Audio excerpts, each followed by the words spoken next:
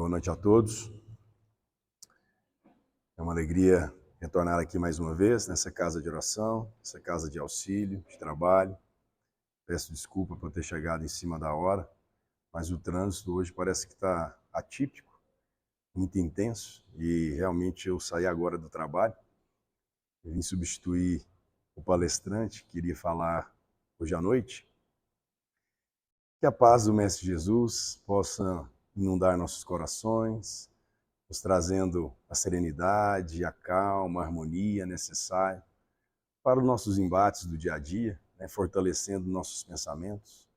E hoje nós vamos falar sobre um tema que está no capítulo 91, no livro Pão Nosso, Isso é Contigo. Então, quando a gente vai trazer essa palavra, esse termo, isso é contigo, isso foi falado há mais de 2000 anos atrás, uma passagem bíblica que nós vamos comentar adiante. Se a gente for trazer para a nossa realidade, isso é contigo, a impressão que eu tenho é que é assim, o problema é seu, não tem nada a ver com isso. Quando alguém vem te pedir alguma ajuda, quando alguém vem solicitar algum recurso, e você, isso é contigo. Mas enfim, no Evangelho de Mateus, no capítulo 27, versículo 4, logo no final do Evangelho de Mateus, existe uma passagem, Mateus narra a história de Judas, e quando Judas se viu naquela condição da bobagem que fez, porque ele tinha uma ideia completamente contrária do que aconteceu, quando ele se viu extremamente arrependido, ele foi até o Sinédrio, falar com os sacerdotes, que ele tinha feito o acordo para poder prender Jesus, e aí ele fala para os sacerdotes como assim, eu pequei, traindo o sangue inocente. E aí os sacerdotes, em nome de Caifás, responderam, o que nos importa? Isso é contigo, não tem nada a ver com isso. Isso mostra um pouco da fragilidade dos laços para quem se une para o crime. A partir do momento que cada um resolve o seu problema, o compromisso acaba. Principalmente quando um é pego ou está arrependido, o outro não se dispõe a ajudar. Mas que a gente possa seguir adiante e trazer essa lição que Emmanuel nos traz no livro Pão Nosso, eu queria contar um pouco a história de Judas, como aconteceu todo o contexto, através das obras espíritas. Então, no livro Boa Nova, se alguém já teve a oportunidade de ler, pela psicografia do nosso querido Chico Xavier, pelo espírito Humberto de Campos, ele narra vários momentos ali da época do apostolado, muitas passagens bonitas, e que eu trouxe aqui no capítulo 5, intitulado Discípulos, num determinado momento, quando Jesus, na noite anterior, tinha feito uma reunião com seus discípulos, ele tinha falado de uma forma muito contagiante, o intuito do seu reino, na verdade veio trazer aquela mensagem principal de Jesus, que era que a verdadeira vida, o verdadeiro sentido da vida estava ali para auxiliar o próximo e não em vistas a si mesmo. Foi quando Judas, um pouco inquieto, apesar de extremamente magnetizado pelas palavras de Jesus, e ele verdadeiramente amava Jesus, amava de verdade, intensamente. Mas ele como que querendo uma resposta mais imediata, desse reino de Deus que Jesus veio falar, como que se fosse Jesus que fosse tomar ali o poder de volta para os judeus, sob o jugo dos romanos, onde ele pudesse ser o rei dos judeus e trouxesse ali aquele reino de amor. Então, Judas despertou no outro dia cedo e foi ter com o mestre, e foi falar, Senhor, os vossos planos são justos e preciosos, entretanto, é razoável considerarmos que nada poderemos edificar sem a contribuição de algum dinheiro. E Judas realmente era o responsável por cuidar ali das finanças dos discípulos para aquelas questões do dia a dia, inclusive para o auxílio das pessoas que necessitavam com coisas básicas. E aí Jesus contemplou serenamente e redarguiu. Será que Deus precisou das riquezas precárias para construir as belezas do mundo? Jesus sempre falava de uma forma muito metafórica para que desse vazão, né, às ideias, aos pensamentos. E ele continua: em mãos que saibam dominá-lo, o dinheiro é instrumento útil, mas nunca será tudo, porque acima dos tesouros perecíveis está o amor com os seus infinitos recursos. Jesus, um espírito puro, um espírito superior, ele sabia exatamente o que Judas estava falando a ele. Ele sabia quais eram as intenções de Judas e, obviamente, tentou alertá-lo, né, dessas condições relacionadas à matéria. E aí, em meio da surpresa geral, Jesus, depois de uma pausa, continuou: no entanto, Judas, embora eu não tenha qualquer moeda do mundo, não posso desprezar o primeiro alvitre dos que contribuirão comigo para a edificação do reino de meu Pai no espírito das criaturas. Ou seja, ele já alertou Judas: olha, não é bem assim, mas quem for comigo, né, através das minhas orientações, seguramente conseguirá atingir esse reino. E ele alerta: põe em prática a tua lembrança, mas tem cuidado com a tentação das posses materiais. Organiza a tua bolsa de cooperação e guarda contigo. Nunca, porém, procures o que ultrapasse o necessário. E aí finaliza, né, esse discurso. Senhor, né, Judas fala, a bolsa é pequenina, mas constitui o primeiro passo para que a pessoa possa realizar alguma coisa, demonstrando que Judas estava muito mais ligado, então, à questão da matéria para conquistar aquele reino do que verdadeiramente a conquista dos valores do Espírito. E aí Jesus, com aquele olhar sempre de bondade infinita, fitou-o serenamente e retrucou em tom profético: sim, Judas, a bolsa é pequenina, contudo permita Deus que nunca sucumbas ao seu peso.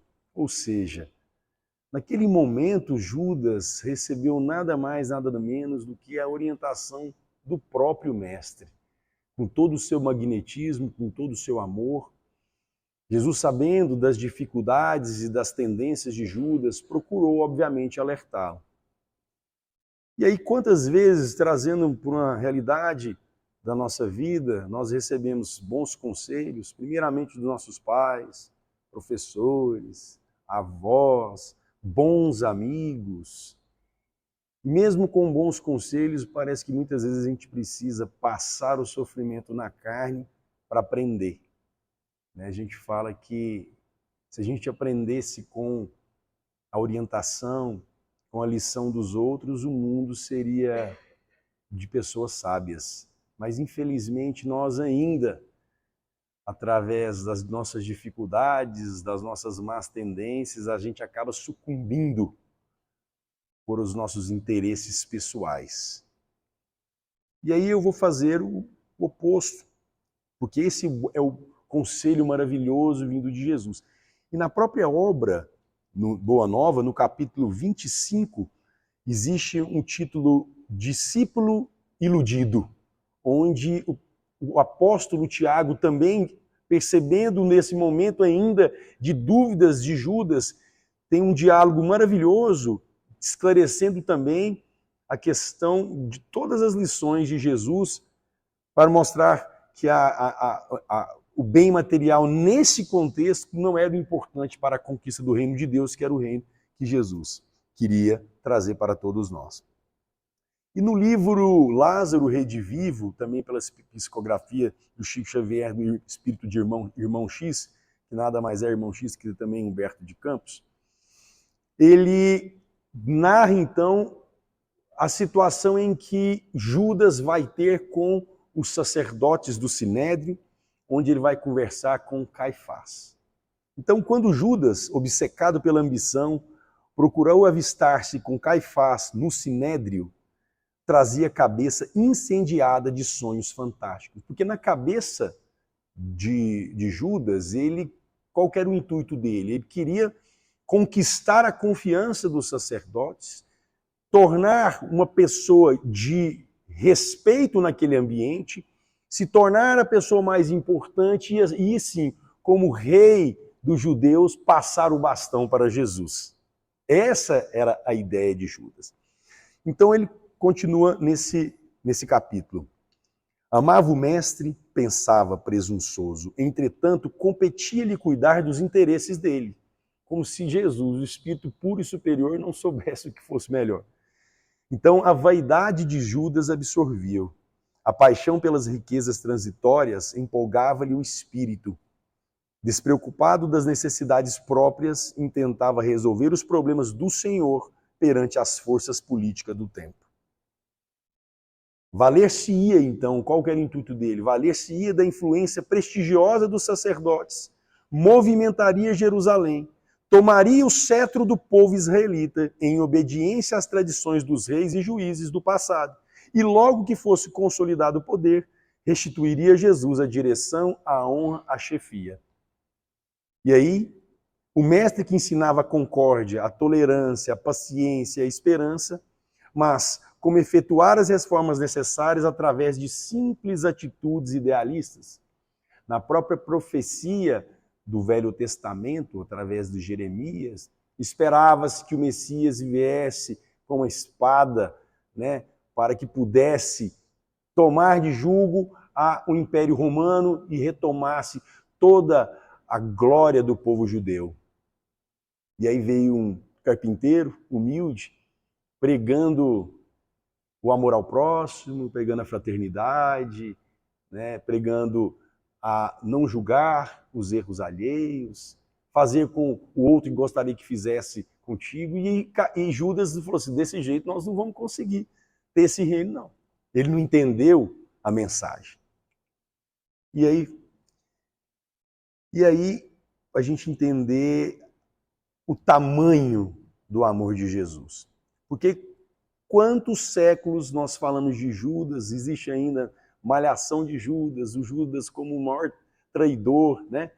Nesse momento mais doloroso para nós cristãos. Mas o amor de Jesus, que era infinito, sabes que ainda no momento da crucificação, com todos os seu flagelo, todo o calvário, ainda pediu para que Deus perdoasse aqueles que estavam fazendo aquilo, porque eles não sabiam o que faziam. Não sabiam porque Jesus sabia, é como se nós puníssemos uma criança pequenininha por um erro cometido, porque ele não tinha consciência pela imaturidade do espírito. Apesar das leis de Deus estarem gravadas em nossa consciência, ainda nós agimos muito instintivamente. E aí nesse livro Coração e Vida, mais uma vez pela psicografia do Chico, nós vamos trazer então, logo após o desencarne de Jesus, 3 dias após, no momento da ressuscitação, Maria de Madalena foi, né, até onde Jesus tinha sido, não enterrado, mas era em caverna, né, no túmulo de Jesus, e chegando lá ela muito triste, muito chorosa, com flores, né, para poder ver o Mestre Jesus mais uma vez. Chegando lá, ela não viu o corpo de Jesus. Estava aberta a tumba e não viu o corpo. E ela se ajoelhou chorando e escutou uma voz e viu que era o Mestre Jesus. E ela, muito emocionada, teve um diálogo que mostra nesse livro. Senhor, onde estiveste? Em que jardim celeste encontraste o descanso necessário que vem de Deus nos dons da paz completa? E ela continua, Maria de Madalena, para Jesus. Perdoa-me, Senhor, a pergunta indiscreta. Dói-me, porém, pensar na angústia do Calvário. Revolto-me, padeço, mas não venço a mágoa de lembrar-te o sacrifício imenso. E continua. E Jesus respondeu, não, Maria, não fui ainda ao alto, nem me elevei sequer um palmo à luz do firmamento. Quem ama não consegue achar o céu de um salto. Ao invés de buscar aos altos resplendores, desci, mas desci muito aos reinos inferiores. Despertando no túmulo, escutei os gritos da aflição de alguém que muito amei e que muito amo ainda. E quem lembra a história, Judas, então, naquele momento de arrependimento, quando ele viu que as suas ações, os seus atos, não se concluíram da forma que ele acreditava, ele cometeu suicídio. devido à culpa imensa que ele sentia. E aí, Jesus continua, embora visse além, a luz sempre mais linda, sentia nesse alguém um amado companheiro em crises de tristeza e de loucura. Fui à sombra abismal para a grande procura, e ao reencontrá-lo amargurado e louco, a ponto de não mais me conhecer, demorei-me a afagá-lo e pouco a pouco consegui que ele, enfim, pudesse adormecer. E aí Madalena interrogou, Senhor, quem é o amigo que te fez descer antes de procurar a luz do Pai? Jesus replicou em voz clara e serena, Maria, um amigo não esquece a dor do outro amigo que cai. Antes de me altear a celeste alegria, ao sol do mesmo amor a Deus em que te enlevas, vali-me após a cruz das grandes horas mudas e desci para as trevas a fim de aliviar a imensa dor de Judas. E aí nós vamos começar a ter a dimensão desse amor de Jesus.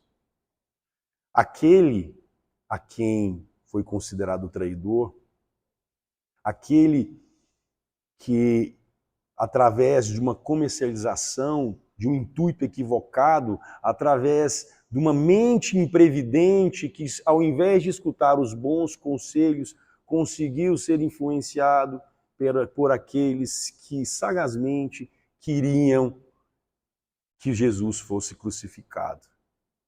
Mas Jesus não teve um sequer momento de raiva. O perdão, eu costumo falar que Jesus, quando nos ensinou a perdoar 70 vezes 7, que ele citou inúmeros exemplos, eu costumo falar que Jesus, na verdade, ele nunca perdoou. Porque só precisa perdoar alguém que se sente ofendido.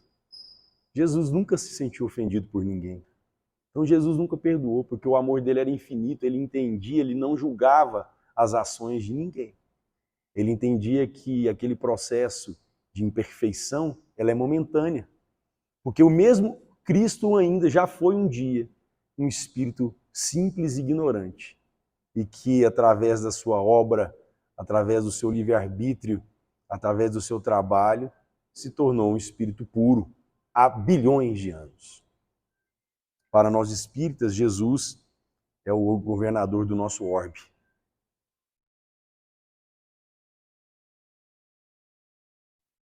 E aí eu trouxe uma pequena lição para a gente entender então o perigo que a gente corre quando nós incorremos em atos equivocados. Quando esses atos eles nos geram um sentimento de culpa, se nós não tivermos cuidados, eu acho que no mês passado eu fiz uma palestra aqui sobre prevenção do suicídio.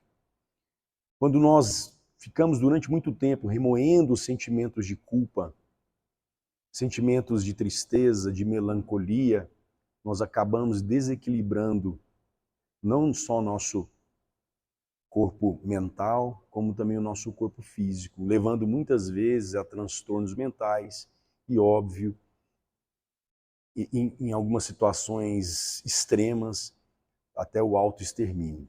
Então, no livro Pensamento e Vida, Emmanuel nos coloca que quando fugimos ao dever, precipitamo-nos no sentimento de culpa, do qual se origina o remorso, com múltiplas manifestações, impondo-nos brechas de sombra aos tecidos sutis da alma. E o arrependimento, incessantemente fortalecido pelos reflexos de nossa lembrança amarga, transforma-se num abscesso mental, envenenando-nos pouco a pouco e expelindo em torno a corrente miasmática de nossa vida íntima, intoxicando o hausto espiritual de quem nos desfruta o convívio. Isso é um alerta muito grande para que nós possamos vigiar os nossos pensamentos. Então, quando na nossa vida, né, nós vamos conviver em diversas situações desde a nossa infância, onde nós temos, igual falei anteriormente, ótimos conselhos, bons conselhos, mas também nós somos influenciados muitas vezes por pessoas, não que sejam da vontade dela nos prejudicar, mas como elas estão envolvidas em situações ruins, querem também nos colocar nessas condições. Por isso que a mente imprevidente, ela se torna muito suscetível ao equívoco, ao erro. Nós temos uma condição na fase de adolescência, onde os adolescentes são muito suscetíveis, e é por isso que nesses momentos é tão importante a presença dos pais. Nós não podemos terceirizar a educação e o controle dos hábitos dos nossos filhos. A gente terceiriza muitas vezes para a escola, para os avós, para os tios, né? Mas a gente tem que ficar de olho, porque ninguém começa, por exemplo, no mundo da droga por acaso, né? Existe uma influência daquele amigo que fala, amigo, entre aspas, que fala, experimenta só uma vez. Aquele que vai cometer um ato ilícito num trabalho, pegar um atalho mais fácil para conseguir um dinheiro, assim como se dizendo. Aquele momento onde o ambiente familiar está um pouco conturbado, desarmônico, e aí surgem ideias para que possa influenciar você negativamente para sucumbir às tentações, ao invés de resolver o problema na família. Nós sabemos que a família é a célula máter da sociedade. É ali que é o laboratório divino onde desenvolvemos o nosso amor. Porque a partir do momento que nós estamos ali naquele sentimento de amor aos nossos filhos, nossos pais, através daquele processo de desenvolvimento desse amor, é que nós vamos poder ultrapassar as paredes daquele lar e transmitir esse amor para as outras pessoas. Vamos continuar, né? E aí, continuando a lição evangélica, então no livro Pão Nosso, ele continua, Emmanuel, a palavra da maldade humana é sempre cruel para quantos lhe ouvem as criminosas insinuações. O caso de Judas demonstra a irresponsabilidade e a perversidade de quantos cooperam na execução dos grandes delitos.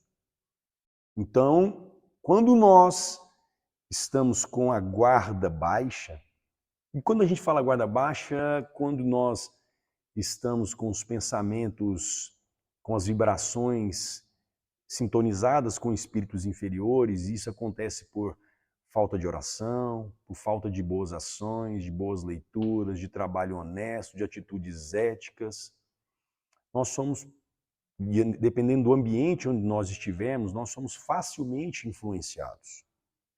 E ele continua, o espírito imprevidente se considera os alvitres malévolos, ou seja, nós somos claramente influenciados. No Livro dos Espíritos, se eu não me engano, a questão 289, Kardec pergunta aos espíritos se nós somos influenciados pelos espíritos. E a resposta dos espíritos é muito clara, assim, muito mais do que imaginais.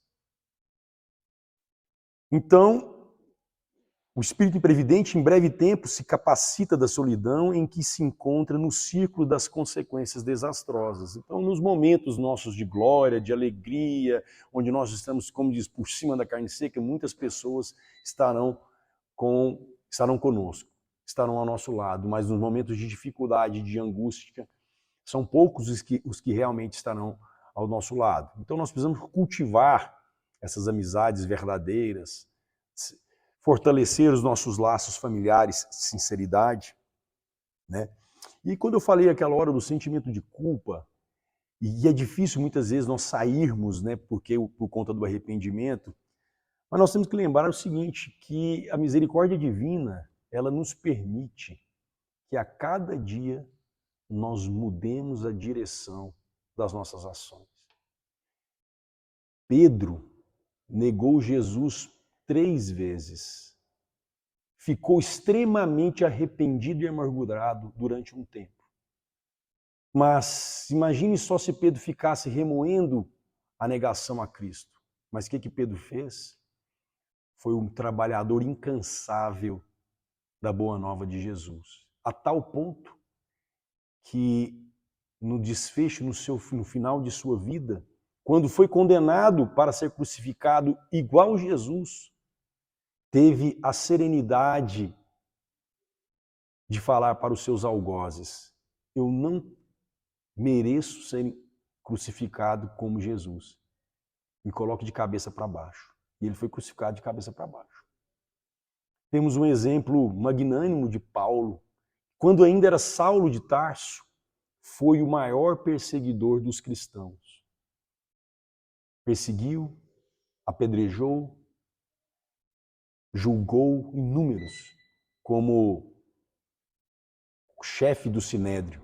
Mas a caminho de Damasco, com aquela visão magnânima do Cristo, se transformou completamente. A partir de Paulo de Tarso, foi a maior transformação moral que a humanidade já viu, se tornando então assim o apóstolo dos gentios, aquele que trouxe a boa nova para todos os cantos do mundo. Já está no final? Ah, tá. Já está no final? Quanto tempo? Bom, deixa eu acelerar aqui que já está finalizando. Não tem nada não. Bom, e aí continuando a lição evangélica do capítulo Pão Nosso, então, há quem ouça delituosas insinuações da malícia ou da indisciplina no que concerne à tranquilidade interior, às questões de família e ao trabalho comum. Por vezes o homem respira em paz, desenvolvendo as tarefas que lhe são necessárias. Todavia, é alcançado pelo conselho da inveja ou da desesperação e perturba-se com falsas perspectivas, penetrando inadvertidamente em labirintos escuros e ingratos. Então, muitas vezes nós estamos ali, né, naquele caminho certinho, e aí no momento de fragilidade nossa, nós acabamos sendo levados, e aí a gente pode perder uma encarnação inteira. No livro Nas Fronteiras da Loucura, pela psicografia do nosso querido Divaldo, conta a história de um casal que, com um planejamento espiritual maravilhoso, noivos, eles estavam noivos, e resolveram aí, tinham um futuro brilhante de muitas obras a serem realizadas. No momento de eles resolveram ir no carnaval, e alguns espíritos obsessores que tentavam atingi-lo, mas que não conseguiam atingi-lo porque ele era uma pessoa muito boa, conseguiram influenciar um bêbado que estava ali no carnaval, que instigou ali a noiva dele, e ele, no momento de nervosismo extremo, acaba cometendo um ato fatal, matando essa pessoa que tinha feito alguma coisa com a sua noiva. E aí pôs uma encarnação brilhante a perder. Esses são só alguns exemplos que nós temos ali, mas para que nós possamos trazer a nossa realidade. O que nos faz nos desequilibrarmos? Quais são os ambientes desfavoráveis para nós? Cada um sabe aonde aperta mais o calo. Cada um sabe aonde fere o orgulho, aonde atiça a vaidade. E é por isso que a reforma íntima é tão necessária, porque reconhecendo essas dificuldades, nós possamos evitar. Ninguém se transforma de uma hora para outra, tal como o exemplo de Saulo de Tarso. É difícil demais. Nós estamos como espíritos repetentes, tentando aí melhorar a cada dia. Então, esse cuidado é constante. Então, quando reconhece o equívoco do cérebro ou do coração, volta-se ansioso para os conselheiros da véspera. Mas o mundo inferior, refazendo a observação a Judas, exclama em zombaria: que nos importa? Isso é contigo. E aí quem vai estar ao nosso lado verdadeiramente são as pessoas que nos amam. E é por isso que a gente tem que procurar blindar, então, nossos pensamentos constantemente. Existe um capítulo aqui no livro Religião dos Espíritos intitulado Veneno. Então, esses maus pensamentos, essas más influências, então isso é corrosivo no coração, a surgir, né, do cornúbio entre a revolta e o desânimo. Tisna o manancial da emotividade e sobe a cabeça na forma de nuvem, uma nuvem negra, uma nuvem que te sintoniza com as esferas mais baixas. E chegada ao cérebro, transfigura o pensamento em plasma sutil, de lodo, conturbando a visão que se envolve em clamoroso desequilíbrio. Então a vítima Desse modo, não mais enxerga o bem que o céu espalha em tudo, para ver simplesmente o mal que traz consigo. Imagina apressada espinheiros e pântanos, onde há flores e bênçãos. O grande mal de Judas foi ter cometido o suicídio, porque ele ainda tinha, naquela encarnação, inúmeras possibilidades dos reajustes e dos reparos. Reajustes e reparos esses que nós todos temos condições de resolver. Cada um de nós nasce com os recursos próprios para os devidos reajustes das nossas dificuldades, das nossas mazelas. E finalizando, passando para o nosso tempo, eu trouxe uma lição então que nós nos tornemos ou possamos ter um pouco mais de disciplina para sermos os obreiros atentos. No Evangelho de Tiago fala que aquele, porém, que atenta bem para a lei perfeita da liberdade, nisso persevera, não sendo ouvinte esquecido, mas fazedor da obra, esse tal será bem-aventurado em seus feitos. Ou seja, para que a gente continue nos propósitos dos ensinamentos de Jesus, precisa de vontade, precisa de disciplina, precisa de empenho, de auxílio, porque é difícil. O caminho estreito, a estrada estreita é muito mais difícil. O que nós temos à nossa volta, as tentações, não por acaso Jesus, na oração, livrai-nos das tentações, nós sabemos que elas são muito maiores. Na nossa zona de conforto é muito mais fácil a gente fazer o que nos apetece as nossas sanhas, né? Então, a nossa imprevidência, nós somos herdeiros, né, das nossas ações, nós somos herdeiros de nós mesmos. Então, pela lei de ação e reação, a gente sabe que nós vamos colher o que nós plantamos. Isso aí é uma lei inexorável da lei divina. E aí ele continua aqui, só para a gente finalizar, que o discípulo da Boa Nova, que realmente comunga com o Mestre, antes de tudo compreende as obrigações que lhe estão afeitas e rende sincero culto à lei de liberdade, ciente de que ele mesmo recolherá nas leiras do mundo o que houver semeado. Sabe que o juiz dará conta do tribunal, que o administrador responderá pela mordomia e que o servo se fará responsabilizado pelo trabalho que lhe foi conferido. Todos nós prestaremos conta das nossas ações. Todos nós.